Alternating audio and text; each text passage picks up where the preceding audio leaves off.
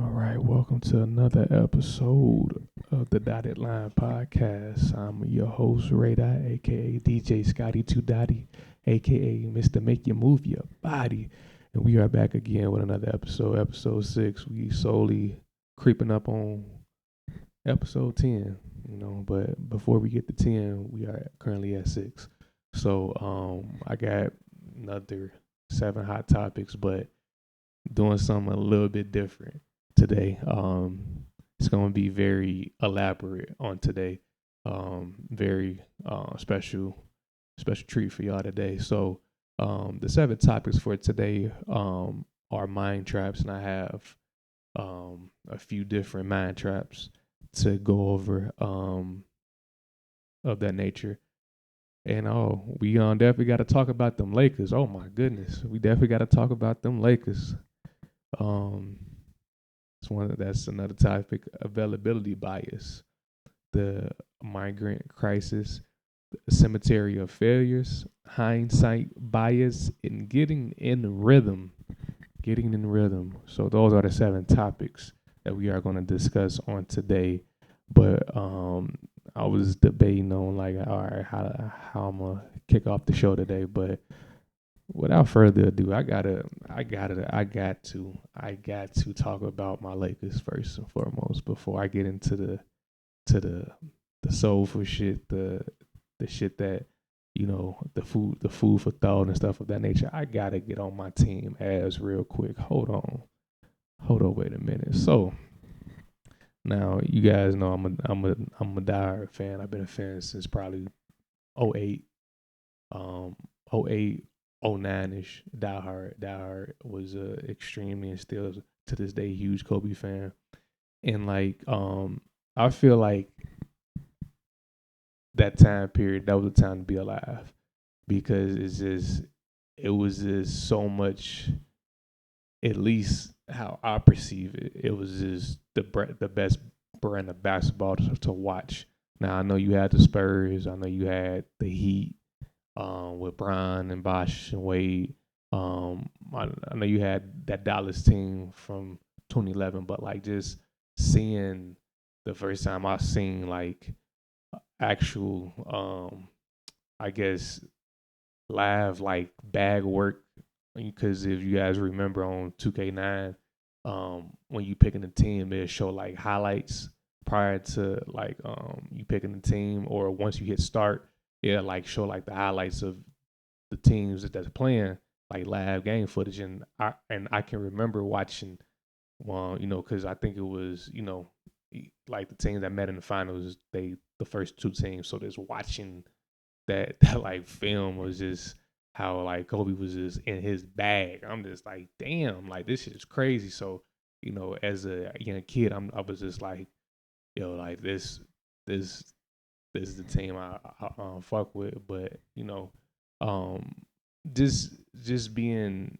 a historian, just reading about the history of the Lakers, I give you guys a tidbit of how much of a fan that I am. If you're watching this video, Google Detroit Gems. Google Detroit Gems. Comment what comes up. So with that being said, is this a diehard fan. So this is the fact being like, to fast forward to present day, it's crazy, right? So we're currently 36 and 31, if I'm not mistaken. Let me verify that. Yes, we're 36 and 31. Currently sitting ninth, right? We have arguably the greatest player ever to a lot of people. He's definitely in my top 5. And Brian, we have a premier big man in Anthony Davis, and we have a bunch of um, players who have unique skill sets. D'Lo, a facilitator, scorer. Same thing with Reeves. They kind of play a little bit similar. But I feel like Reeves got a little bit more polish and a little bit more nuances than D'Lo, but they're both probably at the same level. We got Vando, spark plug off the bench defensively. Same thing with Cam. You got TP, the shooter. Gabe Vincent, who have not played really. Christian Wood, who been alright, been solid in spurts. He's hurt currently. Um, who else I'm missing? Skylar Mays, who I feel like is solid, but he don't really get minutes. I'm missing somebody. I'm missing somebody. I'm missing somebody. I said, Max Chrissy, who's solid. Jackson Hayes, who's solid. But all in all, we have a pretty solid team. But if you just Google the in-season tournament, those 7 or so games that we played, they were on fucking fire. They were playing lockdown defense. Oh, Rui, shout out Rui, man. Yeah, Rui, duh. But yeah, like the fact being, they were on fire during the NCAA tournament, like playing lockdown defense, rotating. That's like one big thing that I noticed about, especially kind of since like we won the bubble championship. If we really want to win, our defensive rotations are going to be like crazy. That's something that I noticed from that 2020 team. And I feel like in this day and age, like defense is like the skyhook or like the mid range, or posting up every possession, like the early 2000s and 90s and 80s and shit like that. But like it's just the fact being like it's just a different play style. But something I'm noticing a lot is this. As I said, I am a historian. I'm a historian of all things basketball. Different histories being written day to day when you watching an era that has Jokic and Luka, and how offensive friendly this league is. So history is just being written and new feats are being accomplished day to day. You see Brian fucking 40,000 points. This is something that is just going to be unreachable for the foreseeable future.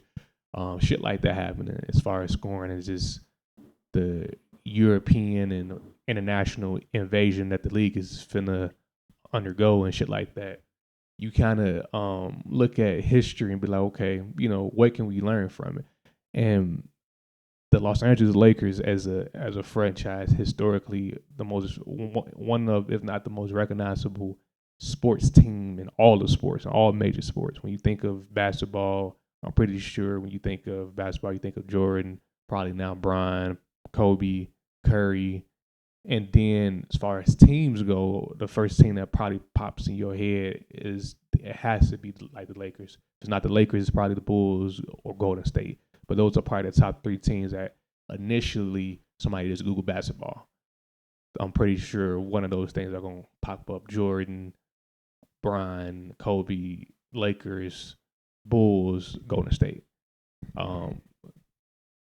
But the fact of the matter is this: because you are Los Angeles Lakers, you have a heritage, a history, a pedigree, a elk to kind of like mystique to kind of like play in. That's not, no disrespect to any other franchises, but like we're not the Charlotte Hornets. We are not, these teams that really don't have no identity, don't really have no history. Like we're not the Clippers. Damn sure not the Clippers. Like teams that don't really have history, like been around and just been around. You feel me? Just just there to just play basketball. Like no blending, no crossover in other sports. Because I feel like the Kings and the Dodgers be having like Laker night and stuff of that nature, like different crossover and different other sports. And it's just we're that team. We're that team, like historically. Like if you just Google the like all time Lakers is who's of basketball. This the greatest players ever, damn near. Like we only missing pretty much fucking Jordan, like Jordan, Duncan, and Bird, as far as from like the top 10 ever, and Curry, of course. But yeah, like so we're missing like 3 or 4 players. So that's crazy. You think about all the players who have ever came through the league, but just like this current state is crazy because it's just the fact being damn, I did not mark when I started talking. It's cool though. I go back and figure that out. But it's just the fact of the matter is it's crazy to just see how shit is being operated. Because when I watch these games, I'm seeing how passive the offense can be. Like it has to be centered around AD and Brian. It has to be like they have to touch the ball. They have to have the imprint on every possession. Like I'm noticing that this is not just me hating on my own team or me, having a false narrative. Look at like the film.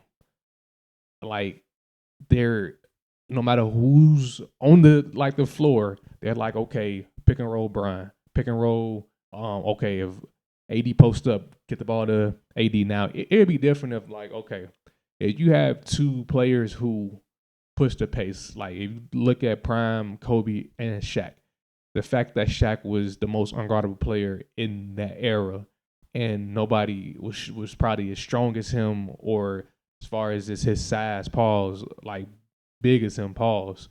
Like it's just the fact being like he was killing motherfuckers, and then you had Kobe, who was just the mentality was I'm the best player to ever exist. Like, and he showed that day in day out as much as he possibly can. So when you combine those two, and then they were in their primes, this and third, you saw what happened.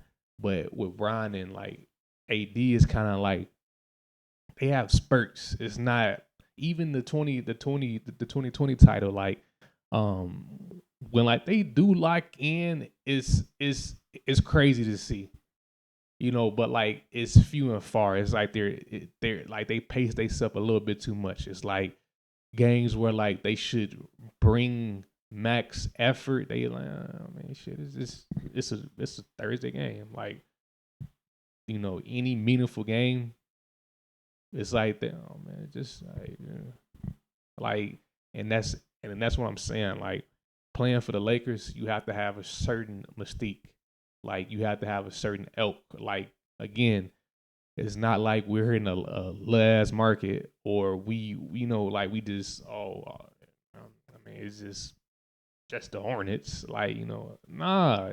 Like we have history. We have the most championships in league history. We're tied with the bitch ass Boston Celtics. Like we're tied with him, unfortunately, for like most titles ever.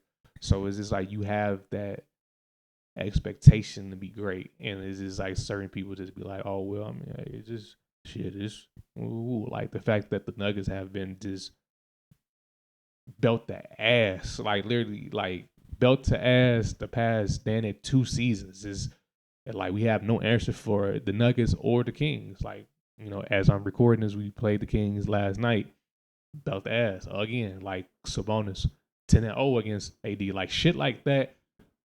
From my perspective as a competitor, whenever I'm playing 2K or how Kobe has like really wired and showcased to like my mind what the expectation of a Laker and just the expectation of competition should be.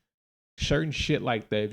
If you look at a stat and say this motherfucker has whooped my ass 10 straight times, I'm mad about that. I'm pissed off. I'm like I'm not finna just be like, oh well, just shit, what? Hey, like nah, it's certain shit where, all right, hold on, let me show you who the fuck I am. Like let me show you why I'm top 75 all time, motherfucker. Like there is no like I like and like that's what's missing. Like you don't have those moments. It's almost like it's not the case, but this is just like a biased perception. Kind of like take. It feels like motherfuckers just look up to like shit now. It's kind of like as long like take for like example like the Nuggets, right? They're just well rounded because it's just like they the only team I feel like when it boils down, they execute the way that they need to execute when the chips are all on the table. They the team that don't buckle. They don't be like, oh well, shit. Like like if you in the playoffs, let's say it's game 7, you down by what 4 or 5 points with like a minute or so left. They not thinking about Cabo. They thinking like if they're down by 5, they think, oh, hold on, we just need to stop. We like they, we got Michael Porter Jr. We got Merck. Like they locked in. Like they really locked in. They not like some teams may be like, oh well, okay, we up 5. Okay, cool. We just gotta play the clock. Versus like, no, we gonna keep their foot on their motherfucking neck. Like they like it is a certain mentality that is not like I'm not speculating it. Is you're seeing it. It's live action. Like you see it because I watch every fucking game I possibly can. And like I probably have watched 95% of all games. I fell asleep on the game last night, but that's very rare that I fall asleep during like the Lakers game. But they were playing like ass. So like is this the fact being like I feel like moving forward, and I'm not the one to say, oh, trade Bron. I will admit, like I was on the bandwagon with trading AD, but like after last year's run to the West Conference Finals, I was like, you know what? I feel like who he is who he is. He's an all-time great defensive player. He's an all-time great. If you go back to his days at Kentucky, he had more blocks than fucking colleges, just by itself. So from the gate, from the ripper, motherfucker's been like he's been an all time great defensive anchor, and it's almost like his offense. The 20s, the 25, 30 points, 50 points, even he have scored. It's kind of I won't say he lucked up to him, but it's kind of like my bread and butter is defense. Like the offense is a caveat. It's kind of like shit. It just comes with the package type shit versus like he's not taking matchups personally, and that's just his character. But again, it's certain players with a certain mentality and a certain ilk that you have to have in that purple and gold jersey. It's not, again, we're not the Hornets, we're not Memphis, we're not the Clippers. You have to have a certain ilk. You have to have a certain pedigree to put that jersey on because we're the biggest market in all the sports. It's constant spotlight effect. It's constant dick rad, and it's constant. It's like we're always on ESPN. We always this, that, and third. So we're must see TV at all times. So it's just like you have to have that mentality. Like, all right, okay, I'm not gonna lose this matchup against Embiid, Jokic, because like every dinner premier big man, and I get outside Jokic, that's the only motherfucker that got a ring on him as far as big mans go. And Giannis. So it's only 2 players, that play your position or are big men that you match up with type shit that has gotten rings on you. But like, is it the fact of being like when you have a player who don't take shit personally at all times, or feel like if I'm on this court, I'm the best player on this court. I don't care if you averaging a triple double, Jokic. I'm finna bust your ass. I don't care if I get 4. I don't care if I foul out. I'm gonna be physical with you. I don't like it. Like I'm not. And even if I foul out or get in a foul trouble, I'm coaching my guys up. I'm coaching up C Wood. I'm coaching up Jackson Hayes on how to defend you. I'm staying up late night watching film. I'm trying to learn your tendencies. I'm trying to when do he get to this spot? If Jokic is bringing the ball up the court and be Giannis, how do I stay in front of these people? How do I bump them off their spots? Like, how do I beat them to their spots? I know that they gonna score on me if they get to the spot. Or the Sixers, the Bucks, the Nuggets offense is ran for them to score. So I know that like they gonna get buckets. I know that. Okay, cool. However, when it gets to a point to where like it's crunch time, when it's they're up 5, we're up 5, it's 2 minutes left in a game. How do I execute? Do I put my put myself and most importantly my team in position to succeed.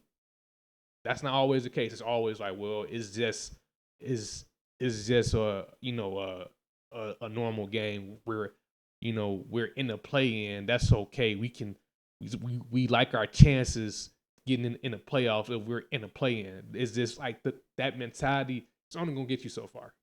It's only gonna get you so far because it's just like I said, if you Google the in-season tournament Lakers and how they took that serious and how like they were like locked in and switching on defense, making timely shots. And then after the NCAA tournament, fast forward to the team right now, is just like how we go from fourth when we was doing the NCAA tournament, looking like, okay, we going to be on a redemption tour, get back against Denver and get over this hump and perhaps battle for title 18 against Boston or like the Bucks. Fast forward now, we in ninth place. And we on some we like our chances no matter what seed we are. Like if you match up with Denver first round, bro, hey, I'm a diehard fan, but I'm a fan of reality. That's probably another broom. They gonna call the janitor out there. You feel me? It's gonna be 5 janitors out there, gang. For real. Like motherfuckers gonna get their ass swept. You feel me? And like now, Bron got swept first round. Lakers not this. Like it's just like, who the fuck want to hit at? Like, and I'm not talking about because I'm gonna be a fan regardless. I know how to take the praise and the scrutiny. That's part of, sometimes you a fan, sometimes you a fool. It happens. It's part of fandom, but the fact of the matter is just like the players, the motherfuckers who are on the front line, I can just cheer from the sidelines. You on the front line, gang. So it's just a fact being like what's being like, and I know a lot has been said about Darvin Ham and he always got his hands in his pockets and he don't know how to coach and woo. My whole thing is this. And I was thinking this last night before I fell asleep on the game. I'm like, I feel like Darvin only do what I wouldn't necessarily say he told to do, but what I don't feel like he can fully get the most out of his players. And most coaches, most situations, you can say, yeah, that's on a coach. Like Doc Rivers. Like he's in the situation where he can get the most out of his players. But Doc Rivers is who he is as a coach. Look at Darvin Ham. I don't feel nothing that he says as far as a leadership standpoint or as far as motivating his players, getting his players to play.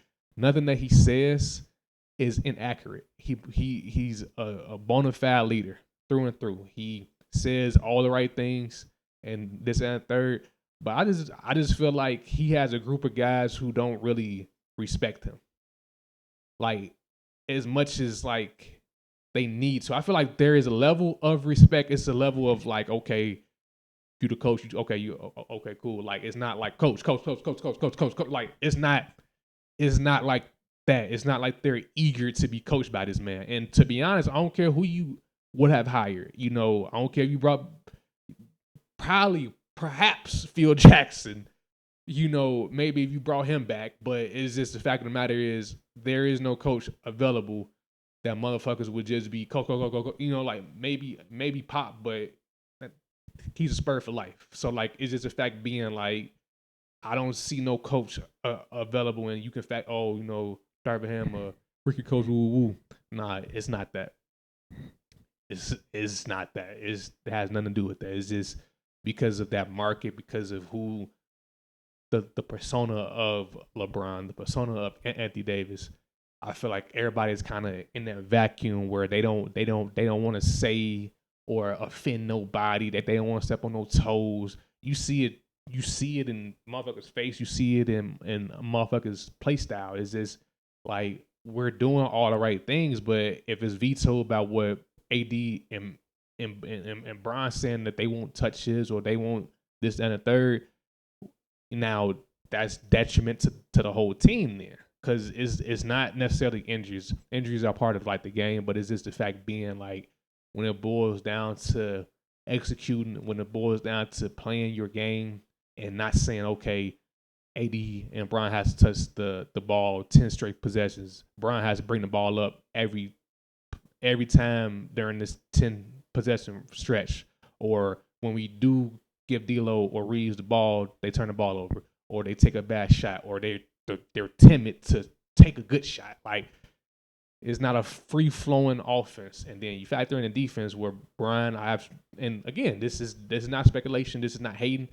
Brian, if he gets beat, like if somebody screen like on at the back end and they pass it to the person that they set the screen for, he's not fighting over like that screen. He's just gonna let, like, you know, tell Reeves, tell D'Lo to switch on that and kind of like bag back, you know, go into drop coverage. So like that person who set the screen don't roll, versus fighting over that and having D'Lo and Reeves tag or have the back rotation.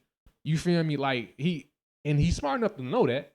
Like, he's probably, him and Magic got the best IQ ever. So it's just the fact being he's electing to preserve energy, and I have seen his entire career and his entire career with the Lakers, and it is, but fuck it is, it's just one element of the whole body of work. But when you do that repetitively, and motherfuckers it's not like when he first came in the league where, you know, it would be 20 possessions for the three is shot. 20 straight possessions, threes can be shot. So it's just like the fact being like you can't oh that's just such and such. 4 3.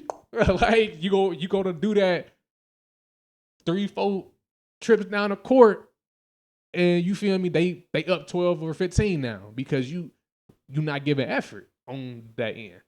And you just relying on AD to just guard all 5 people. Nah, bro. So they kind of end like Durant, man. Like, always Lakers for life, win, lose, draw, or maybe. But it's just the fact being like, I just be peeping shit, and like, you know, hopefully, you know, of course, I'm gonna do a future video where like I'm like, okay, if they made it or missed the playoffs or what the case, whatever the fact of the matter is just the fact being like, I'm curious to like see how this kind of season shake. I feel like they're gonna probably finish. Man, I think they can catch Dallas and perhaps battle for that 7th seed. They better hope. Denver don't end up being first seed, and Denver might end up being first seed. So if they drop that, if they lose that 8-7 game, and then they got a matchup, like they have to match up with Denver. 5, it's gonna be the five janitors, you know. So, but all right, moving on to the next topic. Let's start with getting in rhythm. So 28, 28, 30, 28, 30. Then it went on a 30-minute rant.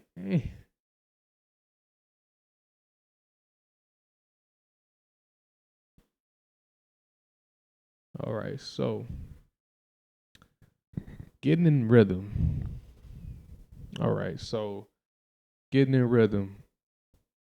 I'm not sure what you guys do to start your guys' day, but it's imperative that you have some type of routine to get you in rhythm. I know with me, you know, because the wife she works and leaves the house before me, so pretty much when she gets up, I get up because she leaves around 8ish type shit. So when she gets up, I'm getting up. You know, I try to, you know, pray, meditate, even if I don't go into like a deep prayer. I just thank God for another day. You know, wash my face, brush my teeth. You know, put on the work clothes and stuff of that nature. But you know, days like this where like I'm not working, you know, I can I kind of got the whole playbook. But the fact of the matter is you know, having that routine broken for like me, because like always being in that work mode and always having that grind and that ambition mode, and having just one day they kind of just, you know, hit the pause button for like a day. It kind of do throw some things off, but I have picked up this gift as far as speaking and doing the pod. You know, I may do a set. I may post on TikTok for my DJing. I might just sit and smoke and play 2K. But that's something that at least on my day off I can look forward to. But as far as that's my day-to-day rhythm, and I'm not sure what you guys do to stay in rhythm, but I would definitely encourage practicing healthy habits as far as staying in rhythm, because life is going to throw you things to get you out of rhythm, as far as is inconveniences, as little as you spill some on your shirt and you got to run back home and change it, or something of that nature. So, or traffic, or whatever the case may be. But the most important thing is having the right tools in place mentally, and is having the right people around you to keep you in rhythm, to keep you going, and having a healthy and safe and practical routine that you can maintain day in and day out.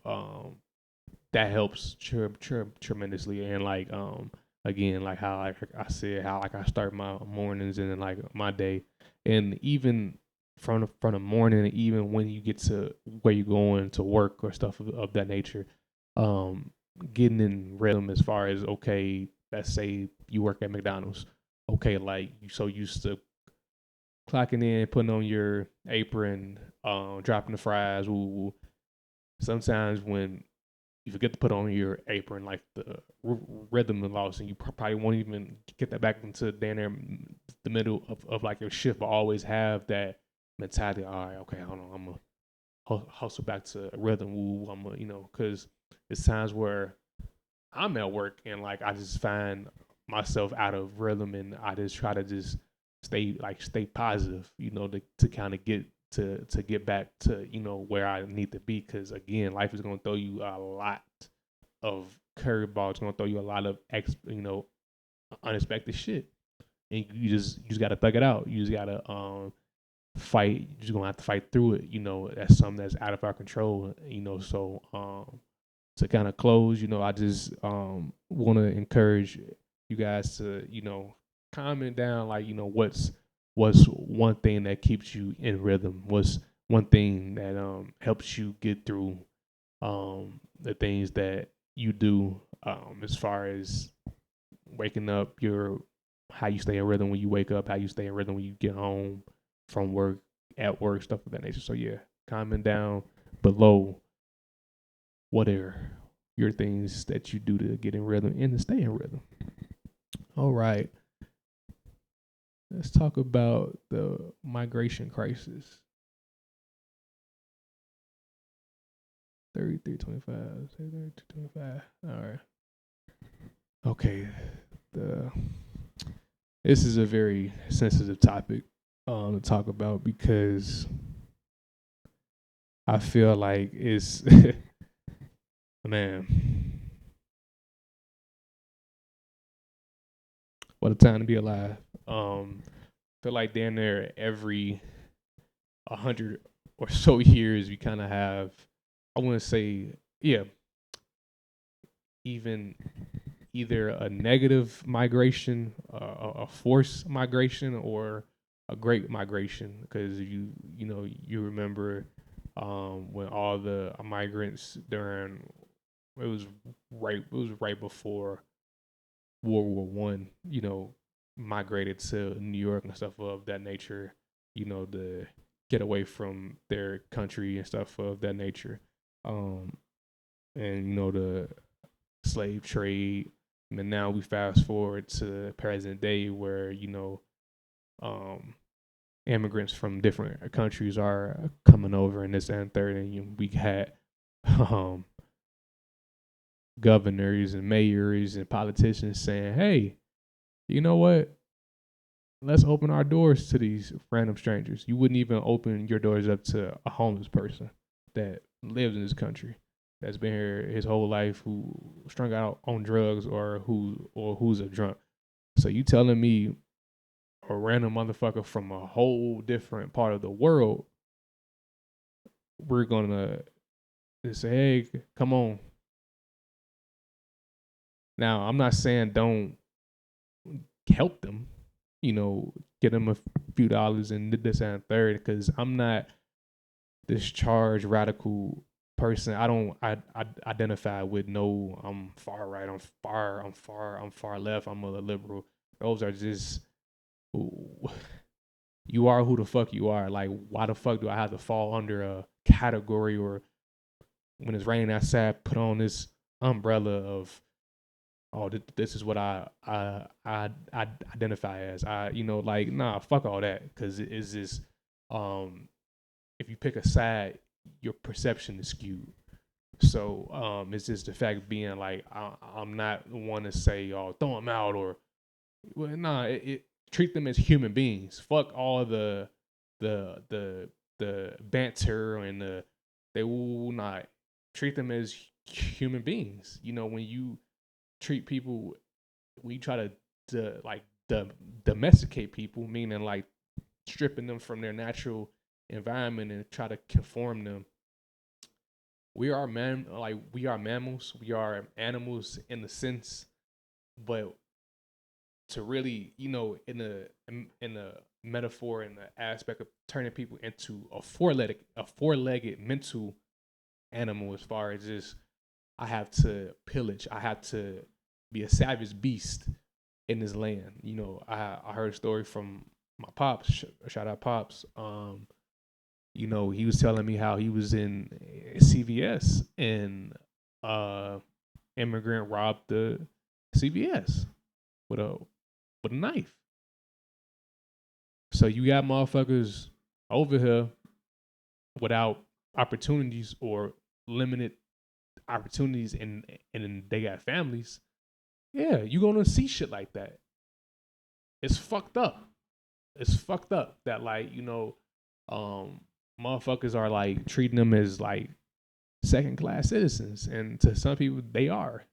But at the same time, it's just like, when we go on vacation to different countries, we not treating this as second class citizen.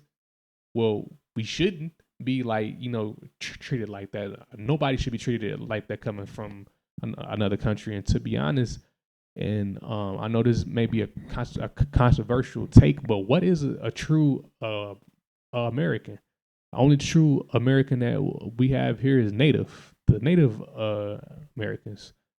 So we're the only country that is not set in stone what American is. When last time you you heard of a big population of black, white, or Hispanic people getting their Chinese citizenship or their Russian citizenship, to where it's skewing the perception on what a Russian or a Chinese man is? This is the only country on the planet that it's a diverse set of Americans: African American, Alaskan American, white American. It's no, like, a Chinese person. Like, it's hard to decipher what a Chinese person is from a Japanese person, and that's not being racist. I'm not trying to be racist, but it's just like, it's hard to decipher because they're all of Asian descent, right? That's what I'm trying to say. Is different varieties of what a American is versus Asian descent is just Asian descent. It's not, a Whopper is a Whopper, a Big Mac is a Big Mac type shit. That's what I'm trying to say.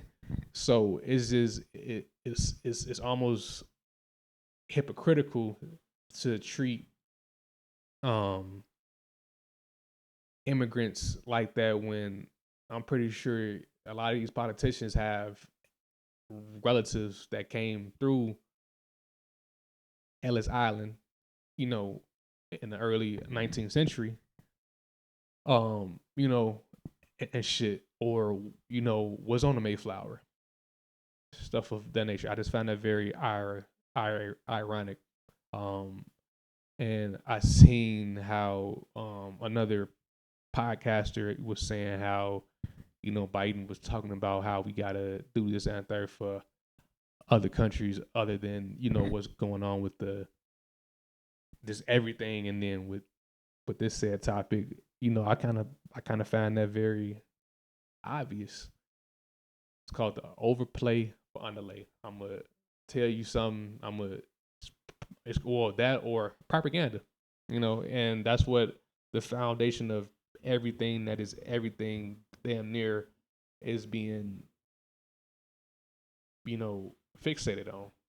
That's just something that's part of being alive. You're going to see things that are not true, things that are a ball face lie. To protect the bottom line. Like you would rather have strangers in a whole other person's house and say, "Oh yeah, we'll pay you."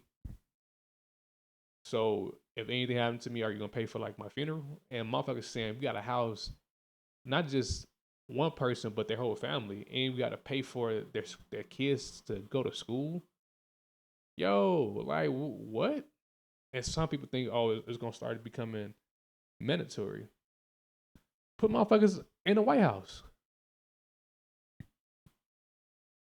Put motherfuckers in the Capitol building in each state. If we all for helping, like it's not about that. The fact of the matter is just, we have to figure out a solution. If people are against immigrants coming in, that sounds very hypocritical because of what I just said. We need to figure out a way to accommodate people who want to seek refuge here, or that. And this is just a global act of kindness. Anywhere, if you feel like America, let me go to Canada. Let me just pack up my shit and go to Canada, go to South America. You shouldn't have to be terrorized or be labeled a terrorist or a drug smuggler and be, because people mind are so easily influenced. So you see this shit on YouTube, or you see this shit on CNN. Oh, the immigrant in Oklahoma did this, so here in good old South Bend, they're doing it here. So let's attack them. Let's keep our eyes on them. Let's treat them like they're like vicious animals, because it's propaganda. It's pumping your perception. Versus always be mindful of everybody, even yourself. So I'm not saying don't keep an eye on everybody, but it's just like going out your way every day to just like that's crazy. That's crazy. I feel like people shouldn't do that. But I just feel like in closing, we should just do better at helping people seek refuge and not try to pimp them or not try to domesticate them. Let them be who they are. They clearly want to get away from where they at for a reason, to better like their life. And maybe one day, if they can come here and get on their feet and then go back, that's fine. That's fine too. But all these hurdles and you got to make sure you got this paperwork, it's all pimping. It's pimping. You feel me? Like that's all that is. I'm gonna elongate this process so that you don't want to come here. Simple. I'm gonna make you uncomfortable so you never know what comfort feels like. It's simple. A lot of methods that we see taking place and we try to mask it as something else. It's typical backward. The Jordan fadeaway. It's the LeBron fast break. It's the LeBron block by James. It's typical. It's standard. It's iconic on what things are planted on as far as tactics that the world do, but nobody do these tactics better than the good old Uncle Sam. And that's just what the fuck it is. It's not. It's a neutral feeling because it's just like you can't be mad at motherfucker being who they always been, but at the same time, it's not acceptable. It's not something that should be normalized. But here we are, So in closing, man, we just got to do a better job at making them feel like this is a place that they want to be. That's it.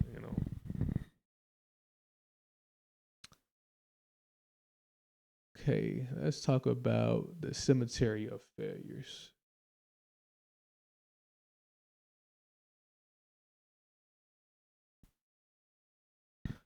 All right, the cemetery of failures. Man, I'm pretty sure that anybody who's watching this, if you're anything like me, you have failed that shit numerous times. Whether it's was done in a intent way or not, it happened, and we all are prisoners of our perception. So things that we perceive as lost opportunities, or we should have and we could have, and this and third. And I'm gonna kind of touch on that topic probably next. Hindsight bias, because that's what that is. But I'm gonna kind of elaborate on that in the next topic type shit. But as far as this having all these failures, when you look at success, right? Excuse me. When you look at success, right? Success is very limited. And I say that because if you look at the Amazons, you look at the Apples, you look at the Lakers, you look at all these businesses, right? Lakers are a pro basketball team, right? They have 17 titles. You look at the Memphis Grizzlies, you look at the Charlotte Hornets, they have 0. You look at the Clippers, they have 0. Clippers been in existence a lot longer than those other teams. And none of them have titles. Some teams like the Raptors, Dallas, they have 1 title, and they didn't go back to the finals. Look at Apple, right? The face of technology, damn near, right? But you have companies like U.S. Cellular. I'm dating myself, but U.S. Cellular. I want to say Virgin Mobile. I think they're like somewhat still in existence, but they're not actual. I think they merged with somebody, but they kind of still there, But if they're still up and running, it's very limited. You don't really see people say, "Yeah, I got Virgin Mobile." But the fact of the matter is we take the small percent of shit and we categorize it as the upper echelon, and we don't look at the cemetery of failures. We don't look at the shit that didn't pan out. We don't look at the shit that didn't come to fruition. We don't look at that because it's just like, that's called the mind trap, and I'm gonna dive deep into more mind traps at the end. But it's just the fact being is just like we fall victim to that mind trap as far as just everything that we experience. We have to have something to compare it to. That's just how the mind works. Like if this fails, we gotta know why. We gotta know this. We gotta know that versus letting things exist, learning from things that did not go as we perceive it our way, and knowing that success is rare, knowing that success is not going to happen to everybody as the way we see it. And success happens differently for everybody. So with that being said, it's just like, what is a failure then? I feel like the only thing that will make you a failure is if you stop trying. If you completely say, I'm never going to attempt to ever do anything ever again. Nothing, and I mean nothing. Like outside of transitioning your like yourself, you're never going to work again.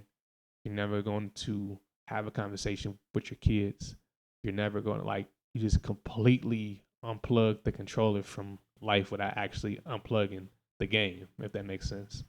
Um, Completely just unplug your controller from life and say, I'm no longer going to do anything. That's the probably the only criteria of failure. You attempting to do something and it not go as you perceive it is not failure. Things are written or are being written. It's I feel like things are written and things are being written. That is my perception. That's how I perceive things.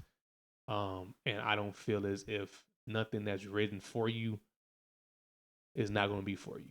If it's written for you for it to happen to you, it's going to happen to you. That's just the master plan.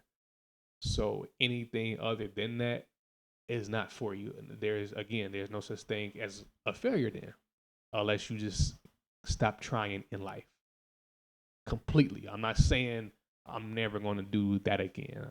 I learned that's not for me, or I made a mistake per se. Like you know, but as far as this giving up completely is never attempting to do nothing ever again, that's failure. That's the ultimate definition of failure. Because it's just like I don't feel as if you should give up your aspirations, your goals, you trying to make money the right way. Because you man, look, you can make money doing any and everything, legal or illegal. But energy comes with bad money. Energy comes with good money. Which side are you on? And I'm gonna leave that there. But it's just the fact being, unless you completely X out of life, you always have time to, you know, turn that thing around for real, and like turn the tables. That's just what the fuck it is, So, in conclusion, don't take the 1%, the very very limited percent of things, and equate that to this is what success looks like. Because success is rare, and I say that because you can have things be successful, but it takes time. If you want to start a phone company or a shoe company or do a podcast, you don't look at like certain like Apple or me, like I watch Mason Cam.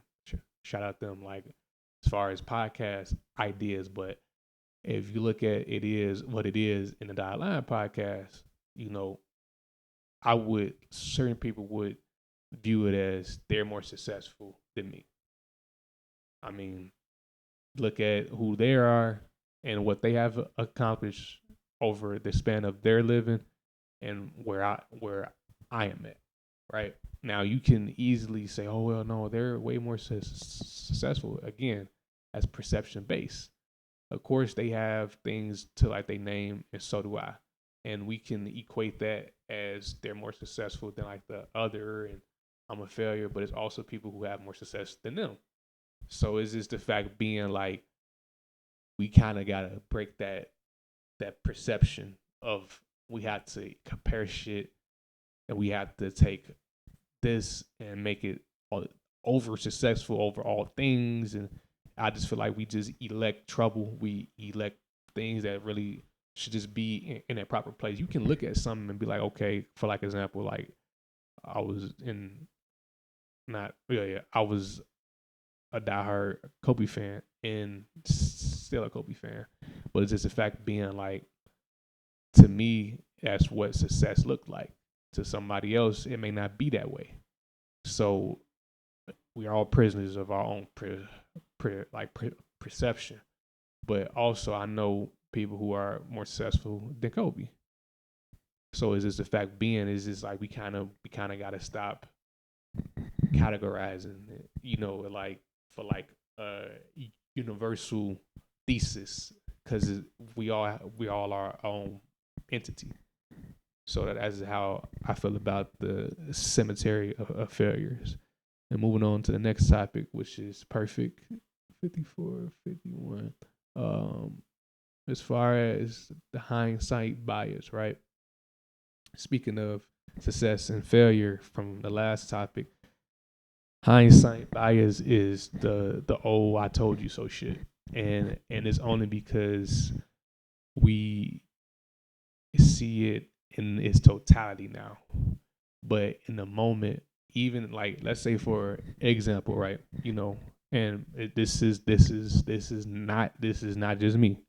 This is a very very huge population of American citizens who are enduring this, right? Let's say you move into an apartment, right? Let's say your rent, let's just say $1,000, right? You have a job that pay you every 2 weeks. You making $1,500 every 2 weeks, which equates to 3 bands um, a month. So let's just say, along with all your other bills, right? You make exactly enough, right? You make, let's just say $3,100 as far as what your bills are a month, which is crazy, right? Let's say the job be like, okay, well, let me add some more context to it. You just got a new job, right? They say always guarantee moving to the apartment, right? This and that third, right? So now they cut your hours. They say that you're guaranteed XYZ, but then they cut your hours, right? So now you're going from making, let's just say, $3,000 a month to $2,500 a month, right? So now you short went from being short $100 that you can kind of, all right, okay, I can do some DoorDash or ask somebody for $100, like let's say that extra $100 like your phone bill. But now you drop $600 down, so now you missing out on your phone bill, food, gas, because they didn't cut your hours, right? But you go to work every day, right? But in hindsight, you may be like, man, I should have never took this motherfucking job, bro. This is the shit. This the shit I be talking about, man. I should have. Like that's hindsight bias because is this the fact being you took the job with the preconceived notion of okay, cool, I'm getting this, I'm getting that, but we trick ourselves into this these thought patterns of just like, man, I should have not done this. I should have not done that because of the end result. And like I said, you are right where you need to be. Nothing is just hypothetical. Nothing is just, oh, just what happened to happen that way. Nah, it was meant. Like anything, if you are at least let's just go on the high end, 18 or older, and you experienced the pandemic, like things like millions didn't make it. Millions didn't make it across the world, but like you the one who just so happened. Famous people died, normal citizens died across the world. People who still suffering to this day. So I wouldn't say like, oh man, I was just lucky. Nah, God has a plan for everybody's life, whether you believe in Him or not. You know, and we can't look at it as like, well, I should have or could have or that shouldn't have happened because of XYZ happened. Nah, I mean, it's it's easy. It's easy once you feel like it's all said and done to say what could have, what should have. And I have to remind myself this throughout work because it sounds where I get to work and be like, oh, I got X amount of things to do, and I'd be like, man, if only not, because now I know like the number that that I'm expected to have as far as stops, because I work in logistics. I could be like, man, if only I had, because now I'm comparing one shift, you know, a Monday to a Wednesday, and my hindsight bias now is just, well, I know what that was. How come it can't be this? You know, again, knowing every day calls for different things to take place. You know, so in conclusion, is just I feel you should definitely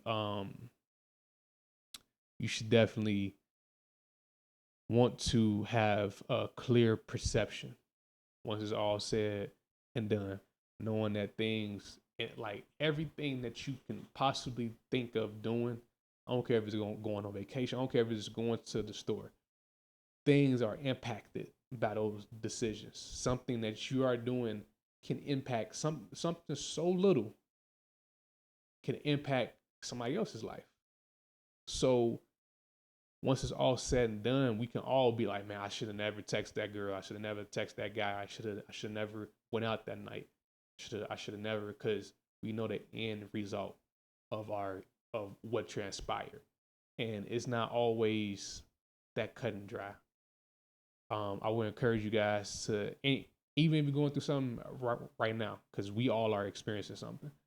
Look at that from that look at that from that perspective. If XYZ didn't happen, right? Let's just say you could have, and that wasn't happening.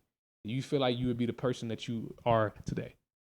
Drop that down in in the comments, and and tell me, do you feel as if XYZ would have never happened, do you feel like you would be better off, or you feel like that lined up with where I need to be? Because even the most tragic and deplorable shit, and I'm not gonna get into detail about that shit, that people experience, even like shit like that, it gets people to a point of, this happened to me that was egregious and disgusting, but I'm gonna transcend this moment.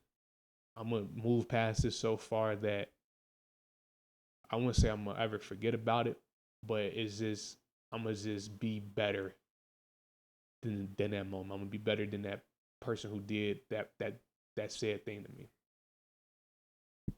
And I'm not saying that happens overnight, but I would encourage people to work towards that day in and day out. So that's how I felt about hindsight bias. Moving forward to availability bias.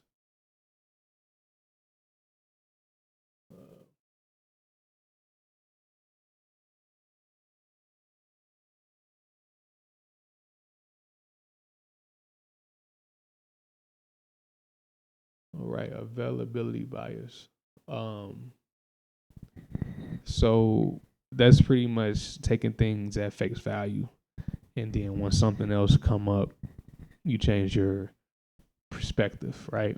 And I feel like we jump to conclusions so fast. We have so many preconceived notions on everybody, on everything, without having the facts. And I feel like once you have all the facts, you can make an educated assessment that can impact your bottom line more appropriately than just, okay, I'm gonna only drive this car because it's the newest car. But soon as that 2025 drop, I'm gonna trade this bitch in immediately, without knowing that 2025, the only difference is they got better headlights, or the interior look a little bit different, but the functionality is the exact same.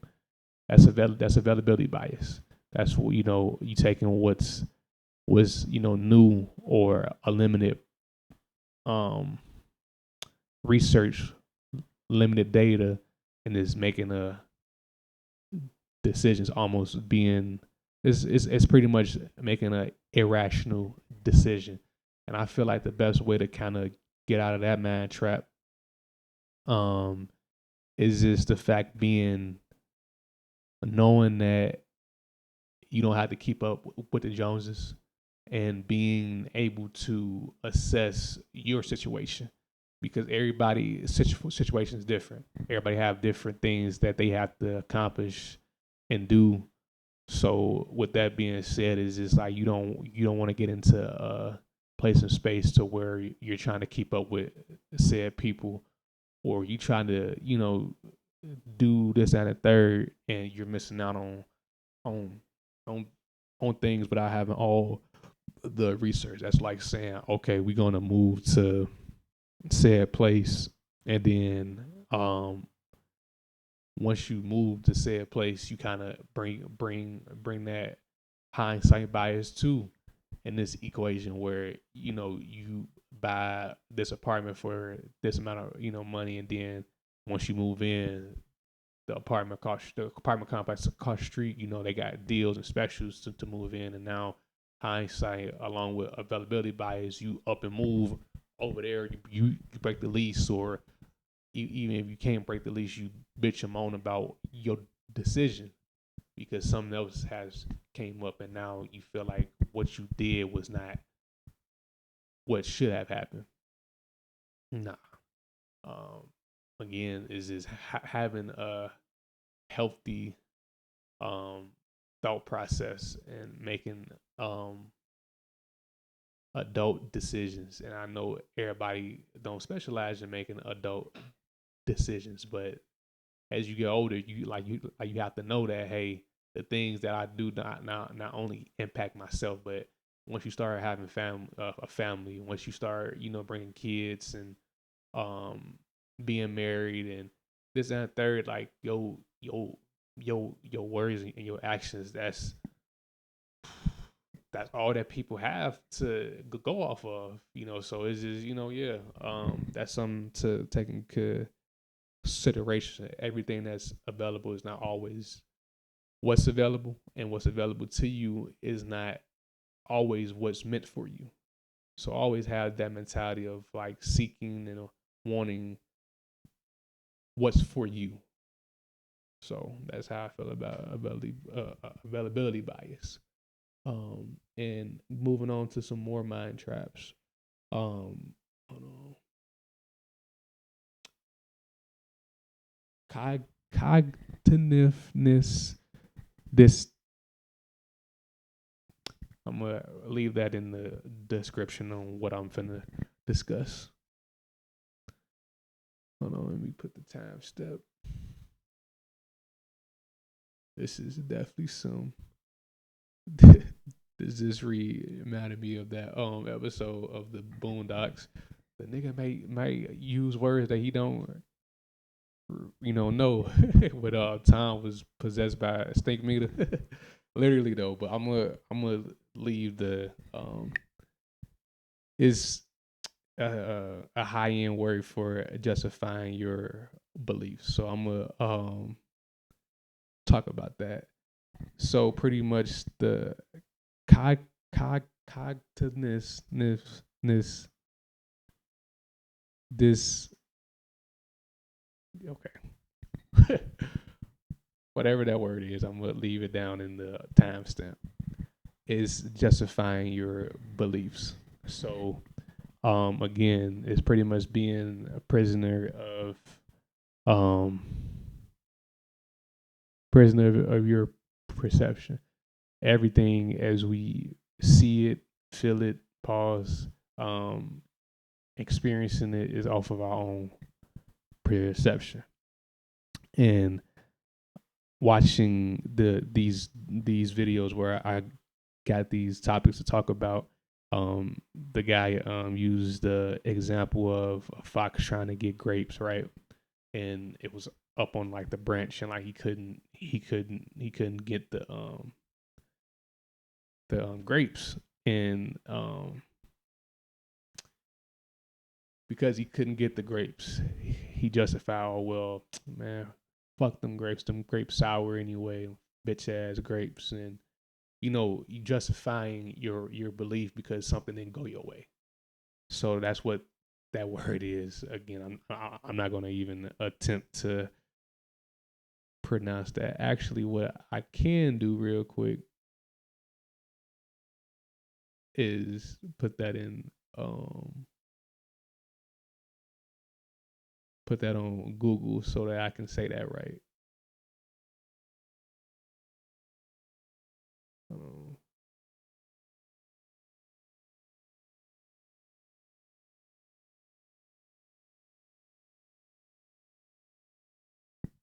Okay, I'm gonna let Siri tell you.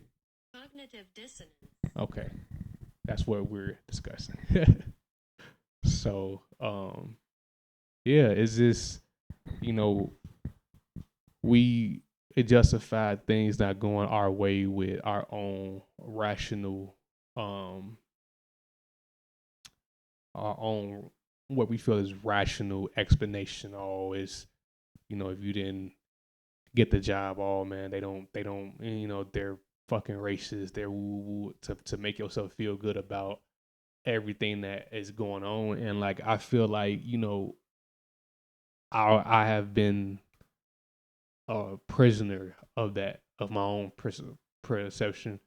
We all are. And like, is I feel I kind of sound like a broken record by just saying, having a clear mentality and trying not to be so skewed and be a neutral level thinker. But I know that's easier said than done, because I know, I have been subject to prejudice. There is no cognitive dissonance. Hopefully I said that right.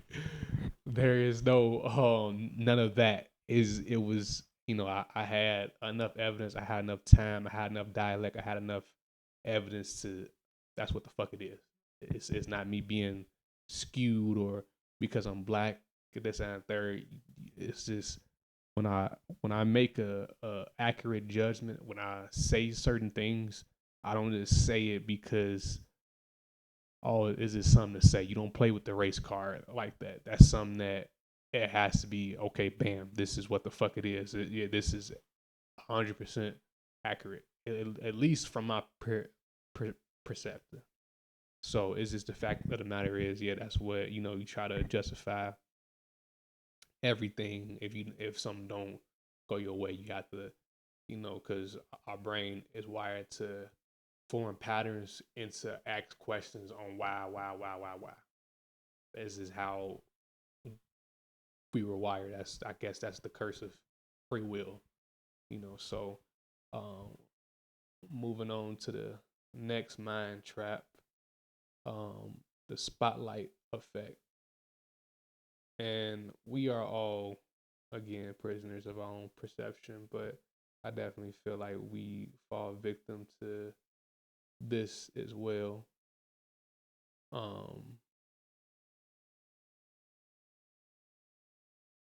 So the spotlight effect is pretty much insecurities. You can have it to where you trip and fall down the stairs, right? And now everybody's laughing at you. Now you feel like you can't walk, or you're so embarrassed that you doubt yourself. Some people might be like, do I know how to walk? Some people may think like that, or I'm this and a third. I'm clumsy. I'm lazy. I'm this and a third. And that's the effect of the spotlight effect. And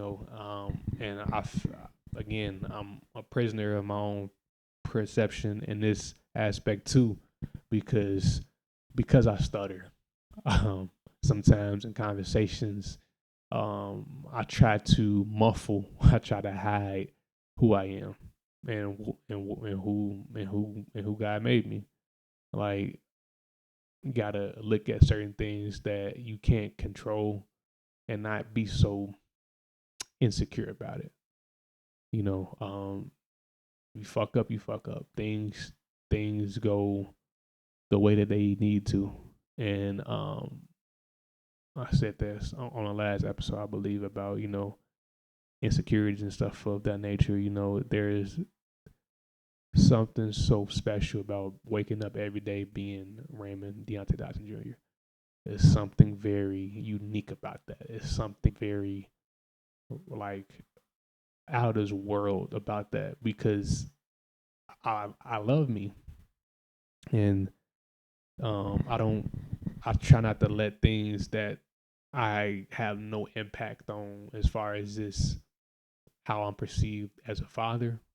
I try to step out of like that spotlight. I have my own spotlight. How I'm perceived as a husband, how I'm perceived as a hard worker, how I'm perceived as a human being in general.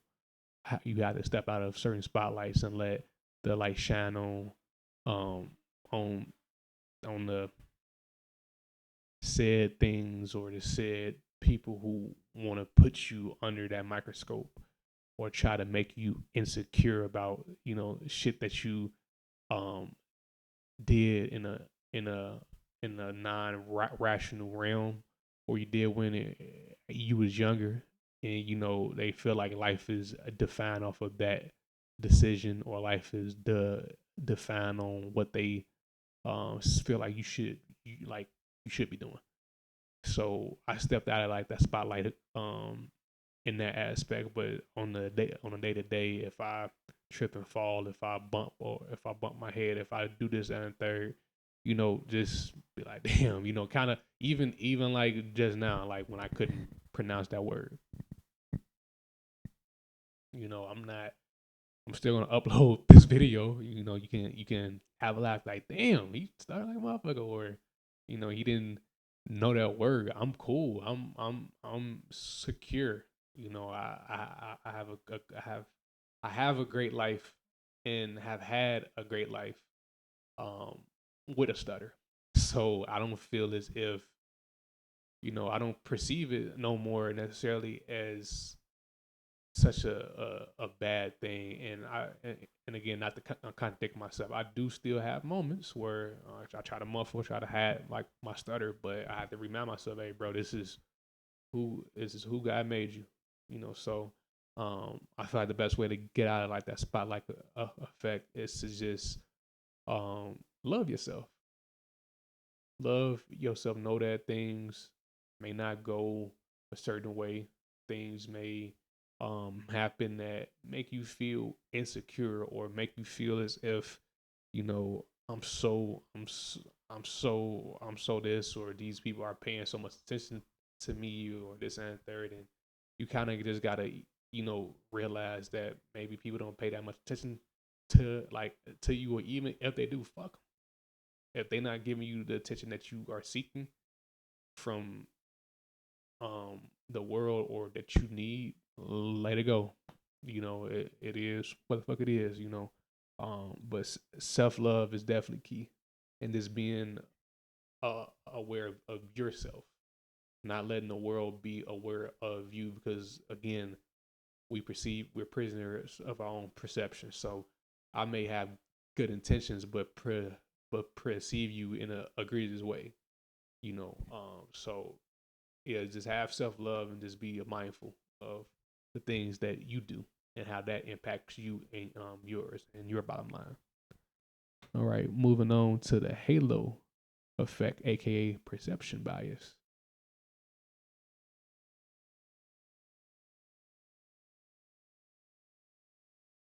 So I definitely feel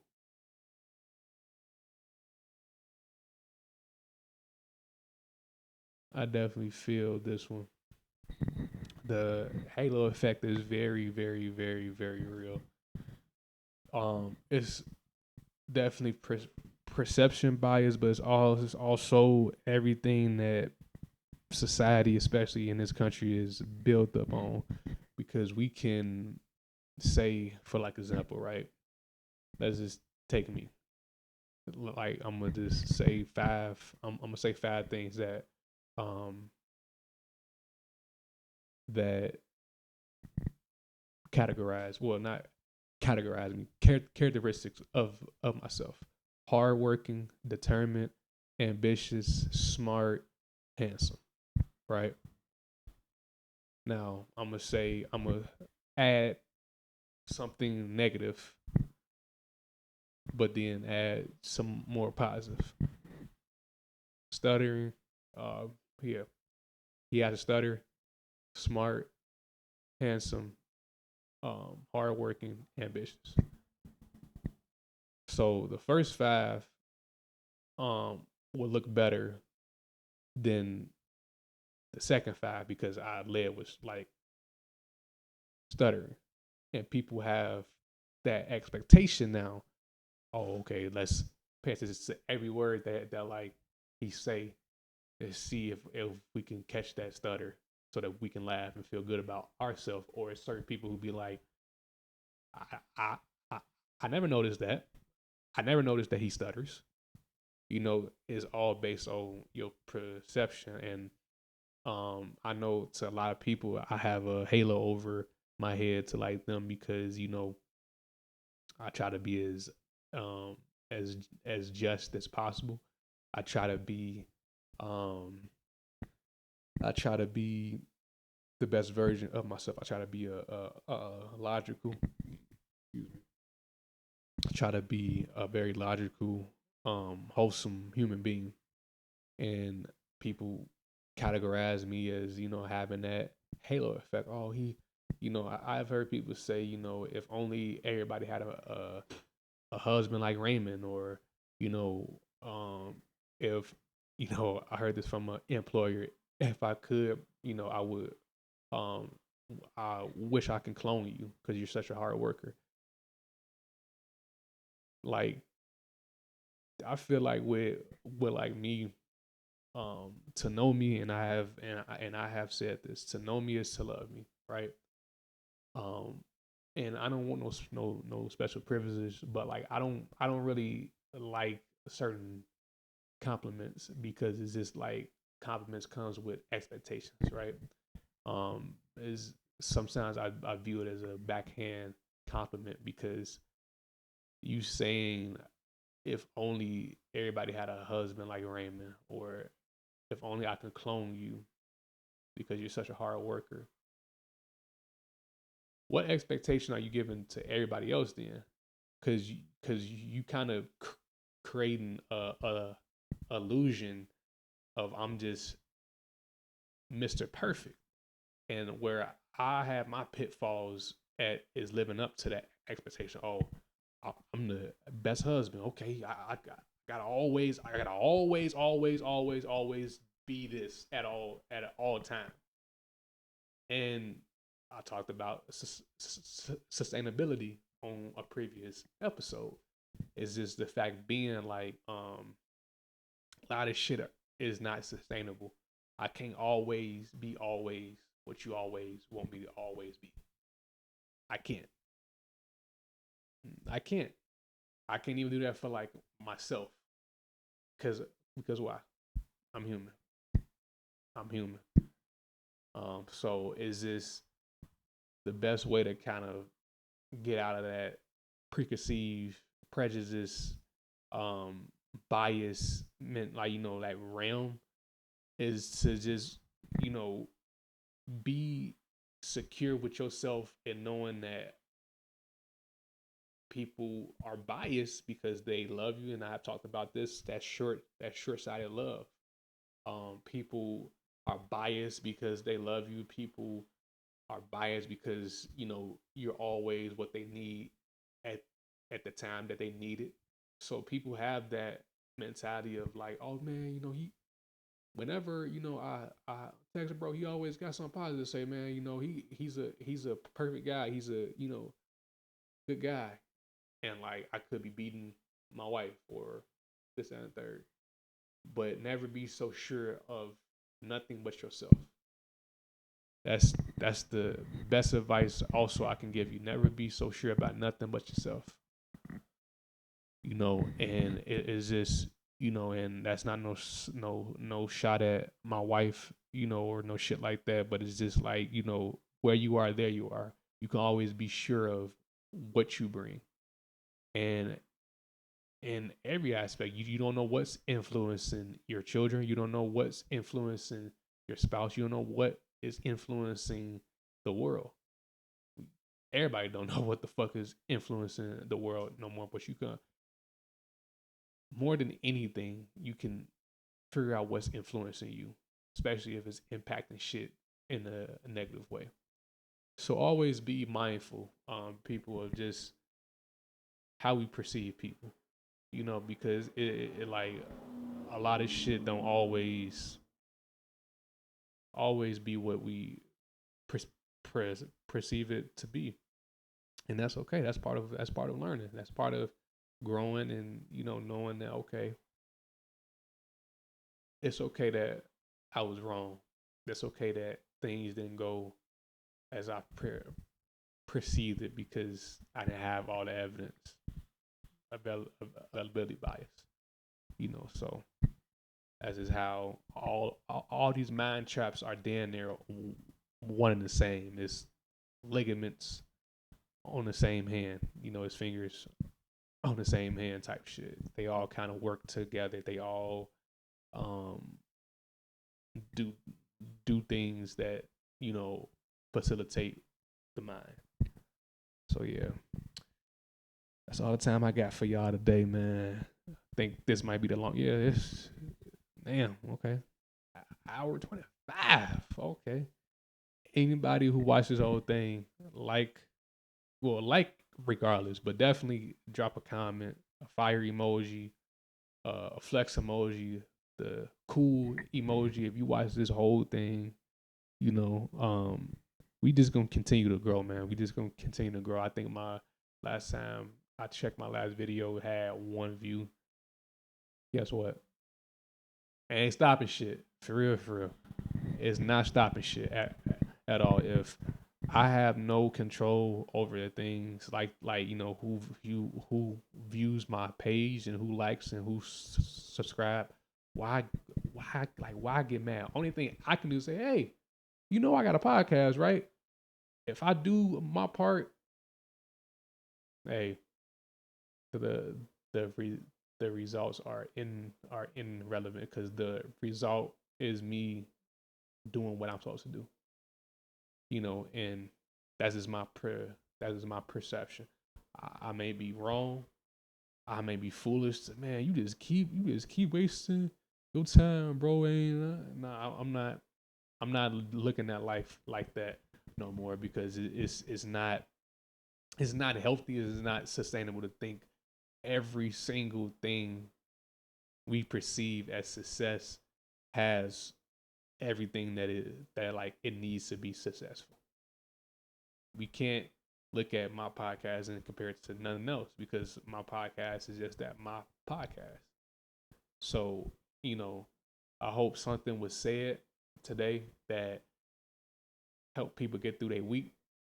I hope something was said that has helped somebody change their life and change their perspective.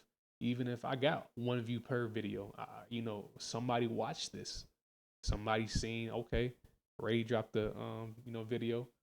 Let me check it out. Let me start my week off right.